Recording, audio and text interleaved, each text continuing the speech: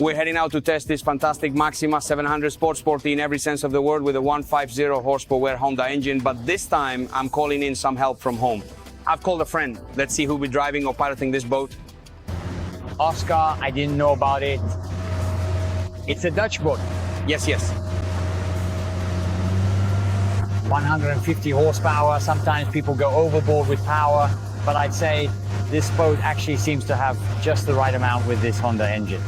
In fact, the pairing is just perfect so you don't end up with a boat that's unmanageable in terms of power. Besides that, having a combination like this also means you can get a good price. So a competitive budget, of course, and it's a perfect combination. Very good. So let's have some fun on your water, the waters of Lake Garda. Let's go. At your home. Thank you, Oscar. Pretty much, yes.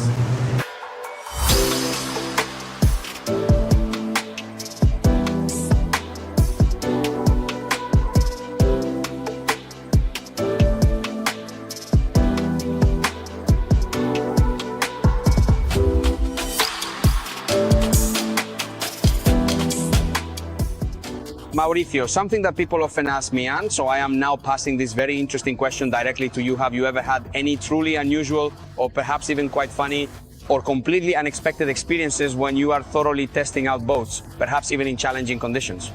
Oh, well, yes, look, all sorts of things happen. Like, Maurizio, the engine isn't working. Can you take a look at it? Well, okay, I know a thing or two, but now I have to be a mechanic too. And then, you know, days with stormy seas where we even took some risks in America. And once, well, no, I can't really say this one, but let's just say I ended up in the water too. Careful. It wasn't on purpose. Anything can happen, guys. We won't mention the shipyard then? No, we have fun, we really do. We try everything. Absolutely. All right, thank you. Maurizio, since you test so many boats, definitely more than I do. That said, do you have any superstitious rituals before testing a boat? No, look, that's just not me. Even though I have a lot of friends who do, they have all sorts of superstitions, and you know, in the television world, everyone has their own habits, but they're just not for me. I'm sorry. So you don't do the theatrical break a leg thing? I used to when I did theater. Ah, okay. So we do have something in common, see? Aside from our height. As you know, Maurizio, I'm also taking this opportunity to hear another perspective.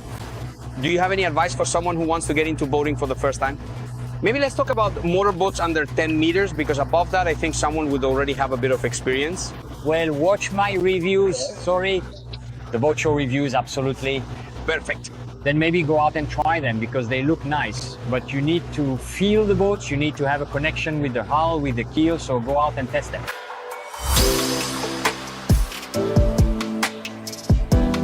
Maurizio, I have yet another question for you, and I'm genuinely very curious about this. When you are in the process of searching for a boat, or perhaps even testing a boat out on the water, what are the truly specific, perhaps the top 3 or even just 2, most crucial things that you meticulously look for?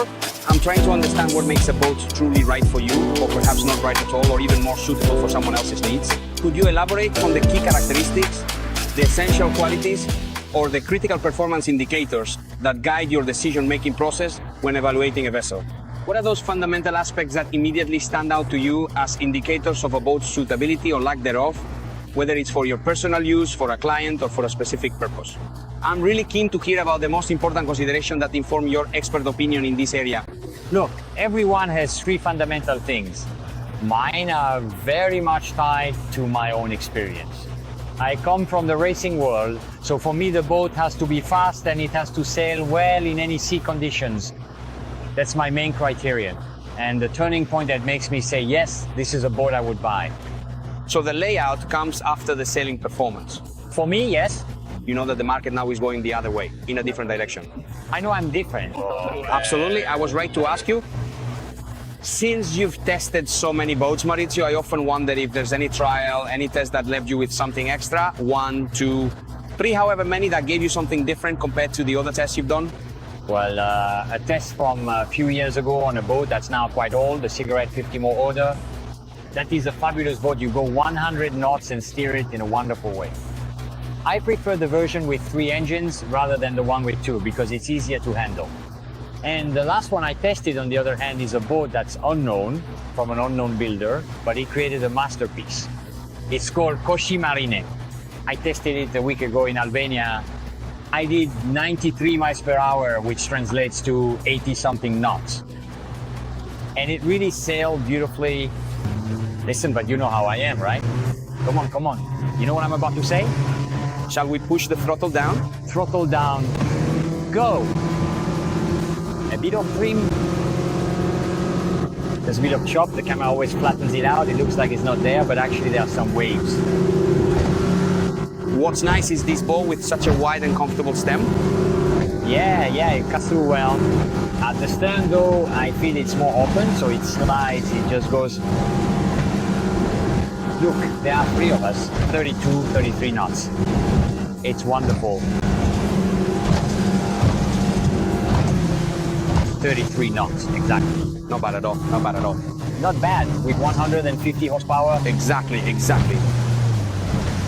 I would call this a truly rational boat. I mean, quite smart in my humble opinion. Yeah. Where rationality, as I often say, has little to do with boating. Never. Talking about feelings and rationality is difficult. Never. But we have to do it a little, right? Absolutely. Also, as a message of education, information, explanation. You have to do crazy things, but in a rational way. And boating, in my opinion, is a bit like that. Of course, it's madness, first of all. And second, if you use your head a little. Because it's all the better. Thank you, Oscar. Thank you. Now that I've truly satisfied so many of my pressing questions and deep curiosities, having Maurizio Bulleri right here next to me. He's the expert journalist, I'm the jack of all trades, let's put it that way. Let's get back to sailing, let's head home. Also, because we honestly have a few important things to do, before we finish up. Back to work then. Work, let's get to work, fun's over. Meanwhile, you guys start having fun by going boating.